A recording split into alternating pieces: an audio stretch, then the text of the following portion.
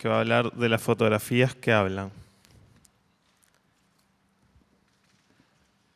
Carlos Blaya Pérez es licenciado en Archivología por la Universidad de Santa María, maestro en Multimedios por la UNICMAP y doctor en Biblioteconomía y Documentación por la Universidad de Salamanca. Es profesor adjunto del Departamento de Documentación de la Universidad Federal de Santa María y dicta clases en el curso de Archivología, en el curso de especialización a distancia en gestión de archivos y en la maestría profesional en patrimonio cultural. Adelante. Obrigado pelo convite e pela oportunidade de estar aqui, né? É um prazer reencontrar amigos e conhecer outros aficionados pela fotografia, né? E gostaria de comentar o seguinte, que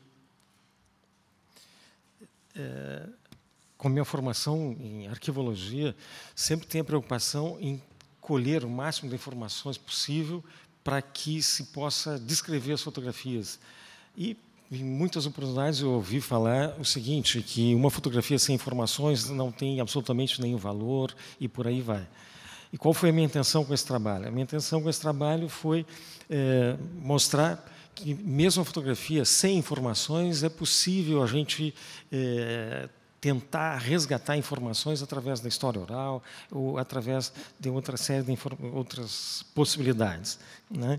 Eu moro bem no centro do estado do Rio Grande do Sul, que é o estado mais próximo do Uruguai aqui, e pelo fato de a cidade estar localizada exatamente no centro do estado, ela foi um importante entroncamento ferroviário.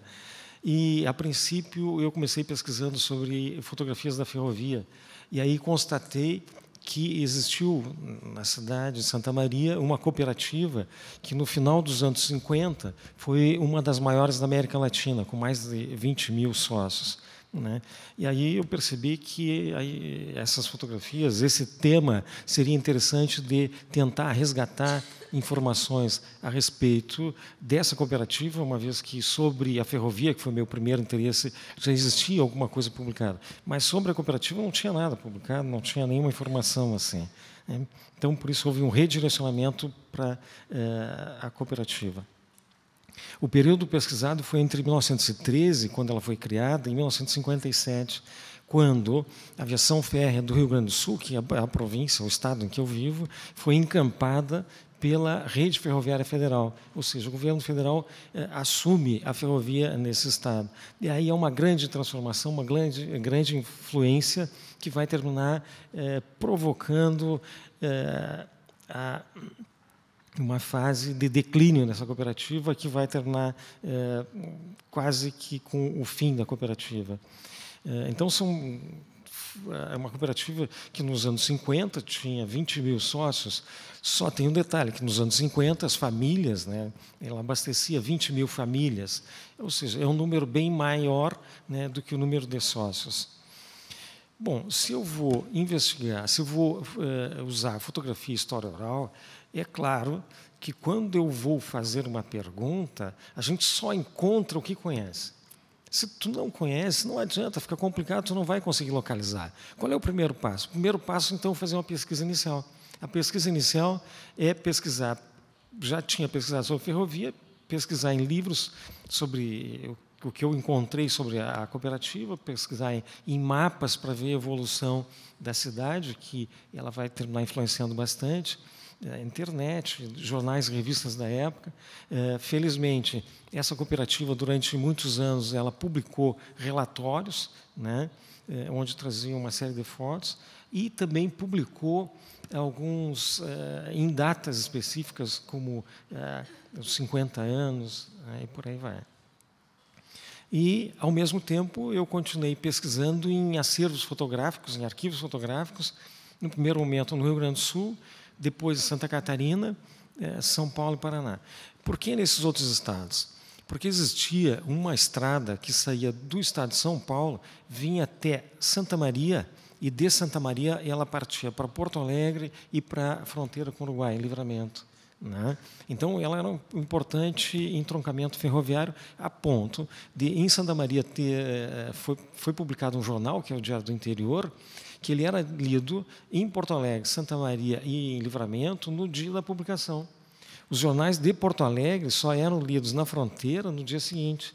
Tudo isso graças à ferrovia, que facilitava a distribuição, né, desse jornal. Ao todo, eu consultei mais de 6.000 fotografias. Dessas 6.000, eu reproduzi 500 fotos. E, como o interesse era trabalhar com a história oral, né, eu reuni 107 fotografias num álbum e passei a usar esse álbum como um roteiro de entrevista, né, para consultar as pessoas. É importante dizer o seguinte: os critérios de seleção, infelizmente, a qualidade técnica teve que ser deixada de lado, né?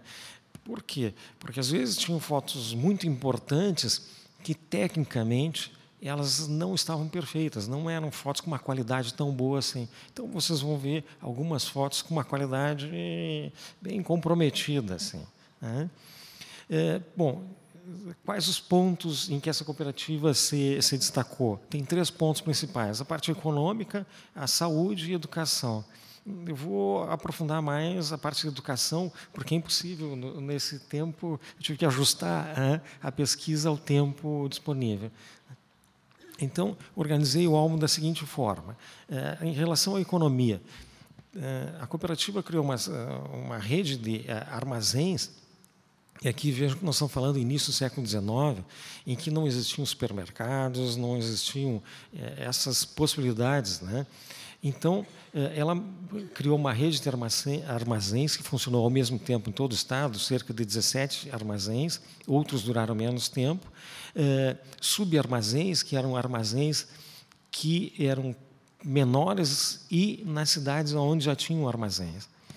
Setor industrial, porque ela não se preocupa só em abastecer as famílias, como também passa a se preocupar em produzir para abastecer as famílias. Os restaurantes, que, como a rede ferroviária ajuda na criação da cooperativa, ela vai pedir, né, a ajuda da cooperativa mais adiante. Por quê? Como tinha uma rede de distribuição de alimentos, produtos de gêneros de primeira necessidade, ela tinha o básico para manter funcionando os restaurantes que tinham nas cidades, nas estações ferroviárias. E os carros-restaurantes que acompanhavam os trens.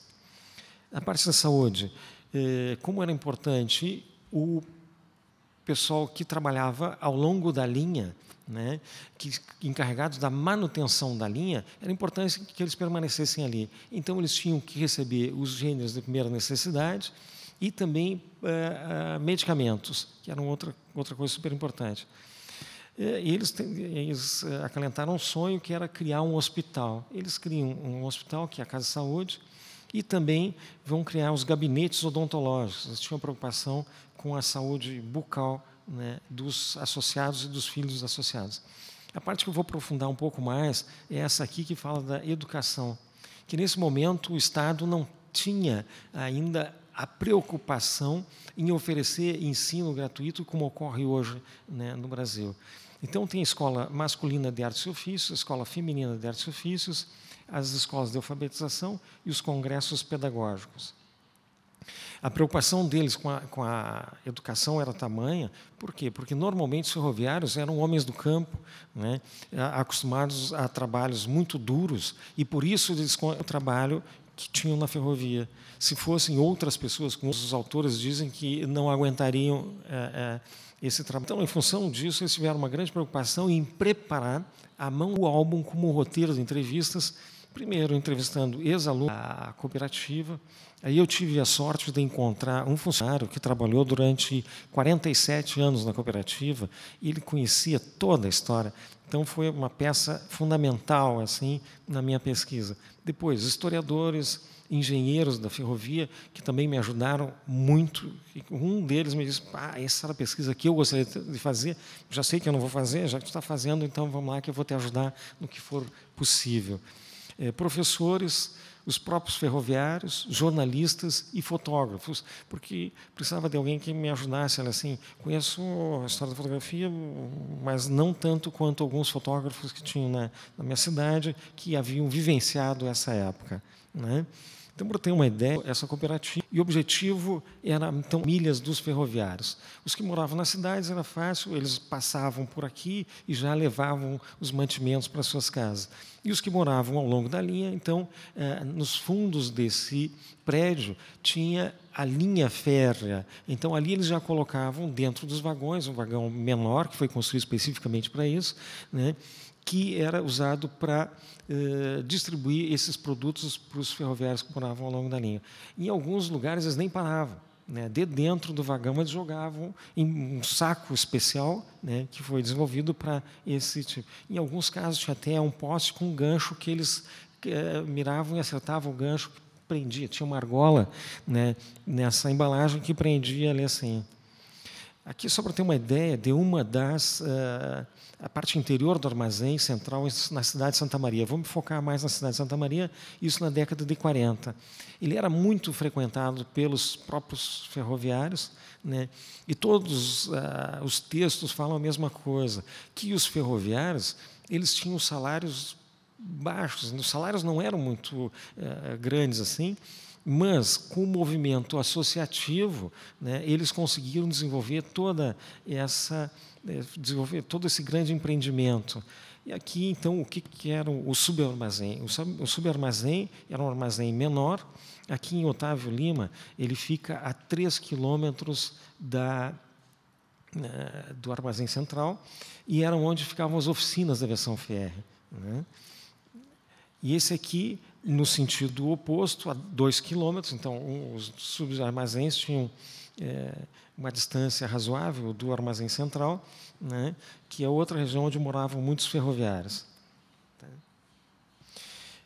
Bom, na Primeira Guerra Mundial houve um problema que a carne produzida começou a ser enviada para a Europa e os preços subiram muito.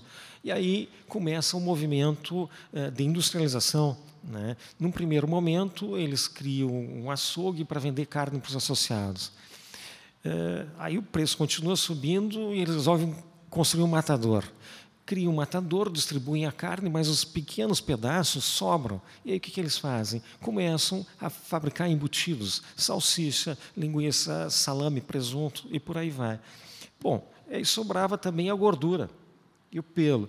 Fazer o que com isso? Coloca soda, ferve e faz sabão em barras. Então, tudo era aproveitado, o couro era vendido, tudo era aproveitado. Numa outra oportunidade, mais adiante, houve um problema para conseguir café. O preço do café subiu muito. Tinha uma torrefadora de café à venda, eles compraram e começaram a produzir café para distribuir para os associados. Inclusive um café um pouco diferenciado, porque já vinha com açúcar adicionado, né? Então não precisava nem colocar o açúcar, já facilitava bastante. Dentro da embalagem, eles já começaram a desenvolver um sistema de multiplicar a venda. Né? Então, dentro de uma embalagem podia vir uma pequena uma xícara, no outro vinha um pires, no outro vinha... E assim eles conseguiam aumentar a venda e, ao mesmo tempo, deixar os associados mais contentes. Né? Bom, os tecidos que não conseguiam vender, né, na cooperativa, o que eles fizeram? Eles começaram a contratar costureiros, né, e alfaiates, e eles passaram a pegar esses tecidos e fazer roupas para vender a preço de custo, ou seja, fazer com que as mercadorias girassem rapidamente, né, dando um maior lucro. Aqui é um carro-restaurante na década de 20 ou 30. Né? No interior do estado não tinha restaurante de qualidade como os restaurantes dos carros-restaurantes da aviação férrea. Um dos informantes faz uma descrição de que ele e um grupo de amigos saíam da cidade de Santa Maria, iam até a Cachoeira, que ficava a 120 quilômetros de distância, para ter a oportunidade de jantar. Né, no carro-restaurante, isso na ida. Na volta, aí, depois de fumar um bom charuto e tal, na volta eles pegavam o trem de volta para tomar o café da manhã, né, de tão bem que é servido que era. A louça era inglesa, os cristais tchecos, os talheres de prata e por aí vai. E os guardanapos eram de linho branco. Né. Bom, a outra preocupação foi com a parte de saúde, as farmácias. Né? Então, eles tinham que manter os ferroviários ao longo da linha. E aí começaram a se preocupar em produzir, comprar e distribuir medicamentos, né? E aí, além do armazém, ao lado passaram a criar as farmácias, ou seja, toda a preocupação com o abastecimento dos associados. Bom, parte de medicamentos resolvida, então eles resolvem criar um hospital. Aqui, no centro da foto, aparece um prédio. Esse prédio é um hospital, é a casa de saúde, e na parte inferior é a gare da estação ferroviária, onde tinha os trens. Ou seja, o pessoal que vinha do interior, de outras cidades, ficava próximo, né, do hospital. Então, esse transporte era feito, tinha carros que faziam esse transporte, né? Um detalhe que aqui, essa parte central arredondada, era a sala de cirurgia. Né? Por que essa parte arredondada? Porque todo o entorno era em vidro e facilitava a iluminação durante as cirurgias. A possibilidade de erro, então, seria menor. Aqui a parte, tudo isso aqui comprado com o dinheiro dos ferroviários, sem intervenção nenhuma do governo, né? A parte de radiologia, né? Isso na década de 30. Os quartos coletivos e tal, né? Os carros que faziam o transporte dos pacientes entre a estação ferroviária ou mesmo a residência até o hospital. Uma ambulância e um carro, né? Dependendo do caso do paciente. Os gabinetes odontológicos, as escolas mantidas pela cooperativa, elas foram das primeiras escolas no Brasil a ter gabinetes odontológicos, que, segundo alguns relatos dos informantes, era o terror dos alunos. Eles faziam qualquer coisa para não sentar nessa cadeira. Tá? Bom, aqui ao centro a gente vê a primeira escola masculina de artes e ofícios, né? E ao fundo uma fumaça, né? Ali estava a aviação férrea no tempo da Maria Fumaça, dos trens movidos a vapor, né? Então, a escola começa aqui em 1922. No fundo, na parte de trás, tem as oficinas, né? São várias oficinas, e houve uma ampliação em 1928, quando criam um internato, né? Então, os alunos podiam ir para Santa Maria e residir na própria escola. Eu acho que é daí, né, eu falei que eu acho, não tenho certeza, mas uma suspeita muito grande, que daí vem a tendência de Santa Maria, que é hoje uma cidade universitária, por essa centralização do ensino, né? Por quê? Porque, ao longo do Estado, eles criaram 157 escolas de alfabetização. Então, as crianças eram alfabetizadas, né, e depois faziam um concurso para ver quem vinha para a escola em Santa Maria. Tá? Vejamos aqui as oficinas que eram oferecidas, né, nessa escola. Tá? Então, aqui tem a oficina de marcenaria, a tornearia mecânica, a parte de tornearia em madeira, fundição. Essa fotografia aqui é uma das que rendeu uma das melhores histórias. Depois eu vou contar, dependendo do tempo. A ferraria, né? A parte de pintura, decoração e modelagem. Professora Teresa Cisa, Iberê Camargo estudou aqui. Ele foi um dos alunos premiados nas exposições, né, da Escola Masculina de Artes e Ofícios. Aqui a parte de escultura em madeira, né, estofaria, os oxigenistas, ou seja, os que se encarregavam de fazer as soldas, a ajustagem, a montagem e os pequenos ajustes, né, a parte de eletricidade, ou seja, tudo que a ferrovia necessitava, eles ofereciam no ensino para os alunos. A parte de desenho, nada era produzido sem antes ter um projeto aprovado pelo professor. O projeto no papel, desenhado, né? Aqui a biblioteca, tudo aqui foi construído por eles, os móveis, e era muito rica na parte de engenharia, de fundição e química. O laboratório de química do início do século XIX, bem interessante, né? A parte de eletricidade e física. E, ao final de cada ano, eles faziam grandes exposições, né, onde eles vendiam os produtos confeccionados pelos alunos. Então, aqui tem os móveis executados e há uma combinação, então, da escultura em madeira, da parte de marcenaria, todos eles trabalhavam em conjunto. Inclusive, as cortinas que aparecem ao fundo foram feitas pelas alunas da escola feminina. Daqui a pouco nós vamos chegar lá. Aqui, esse é um pentostato criado pelo aluno João Lippmann. Ele foi premiado esse ano, em 1929, e como prêmio, além de uma medalha de ouro, eles ganharam 2 bolsas de estudos. Foi o João Lippmann e outro aluno que passaram 2 anos fazendo pós-graduação na cidade de Lille, na França, né, com tudo pago pela cooperativa. O único compromisso deles era, ao voltar, ficar no mínimo 2 anos lecionando para os alunos da Escola de Artes e Ofícios. Aqui a parte de criação de aparelhos para o laboratório de eletricidade, né? E uma coisa interessante, eles compravam uma máquina, não tinha preocupação em pagar royalties para o inventor. Eles compravam uma, desmontavam e reproduziam essa máquina. Tá? Para ter uma ideia. Então, aqui tem um exemplo. Assim, essas peças, a máquina era desmontada, cada peça era entregue para uma das oficinas. Primeiro, a peça era enviada para escultura em madeira, reproduzido o molde, ia para a parte de modelagem em argila, que fazia a forma, que enviava para a fundição, que fazia a peça, que enviava para os ajustadores, que davam o polimento final e montavam a máquina, né?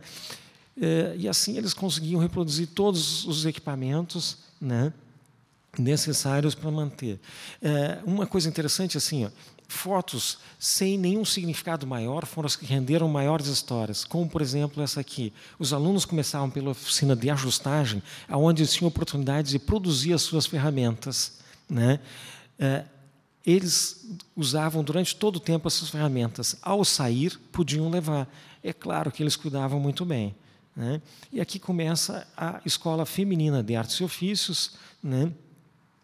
Esse é o prédio de 1930, onde havia uma preocupação grande com a música, com a parte de corte, costura, administração do lar, basicamente. As feministas não iam gostar nada desse tipo de direcionamento, né? Mas era o que acontecia na época. Também faziam as exposições ao final do ano, né? E outra coisa que acontecia, essas ex-alunas eram contratadas como professoras das escolas de alfabetização. Só que a distribuição no Estado não era tanto pela meritocracia, ou quem tivesse as melhores notas, e sim, a família está morando onde? Então, em tal lugar. Então, é para lá que ela vai. Por quê? Era muito mais fácil a adaptação, tendo ali seus familiares. Isso é um aspecto. Outro é que não precisava construir a casa para a professora, né? Então, tudo era pensado nos mínimos detalhes. E aqui, uma cerimônia em que é reconhecida a formação dessas alunas para que elas possam ser professoras, então, dessas escolas. Aproveitando todo esse sistema, na escola feminina e masculina, de alojamento para os alunos, durante as férias, eles reuniam os professores das escolas turmeiras, como eles chamavam. Por quê? Porque a formação delas não era a mesma, existia uma diferença. Umas tinham sido mais aplicadas e tal, né? Então, para uniformizar a parte de disciplina, conteúdo das aulas e primeiros socorros, eles faziam, nas férias, esses congressos em Santa Maria, onde os professores iam para os alojamentos, usavam os refeitórios, ou seja, aproveitavam toda a estrutura. E aí, um desses congressos em Santa Maria. É bem interessante assim, ó, o fato de trabalhar com fotografias e história oral. É extremamente prazeroso. Por quê? Primeiro, porque ele ativa a memória do entrevistado, que é um negócio fantástico. Segundo, ele facilita a elaboração da pergunta, mas aqui, ó, mostrando na foto, proporciona maior integração, ou seja, nós gostamos das mesmas coisas, né? Facilita a compreensão da resposta, por quê? Usa a própria imagem para explicando. Favorece o retorno ao assunto, ou seja, começa a desviar muito o assunto. Não, mas aqui, na próxima foto, né? E uma coisa interessante, aquele domínio do acadêmico, perguntando para uma pessoa mais simples, mas quem sou eu para explicar alguma coisa para esse senhor, não? Diz, não, inverte a situação. Aí quem conhece a história é a pessoa que não tem aquela formação acadêmica tão sólida assim, e aí ele relaxa e vai explicando a história, né? E como eu disse assim, o que me chamou muito a atenção foi o fato de que as fotos que tinham grandes grupos de pessoas, que eu achei que iam render muito mais histórias, não foi o que aconteceu. O que rendeu mais histórias foi ali as ferramentas, a exposição, dizendo que era a integração entre as várias oficinas, né? O que eles produziram e por aí vai. Né? Ou seja, foi uma surpresa atrás da outra, todas elas extremamente agradáveis. Muito obrigado pela paciência de vocês, principalmente de ter roubado um pouquinho o tempo.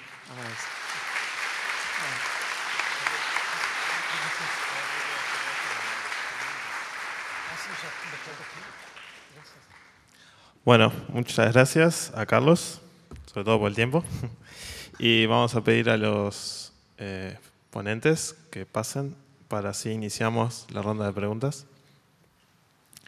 Vamos a pedir a los que quieran hacer preguntas que traten de ser lo más concisos posibles, así podemos aprovechar mejor el tiempo.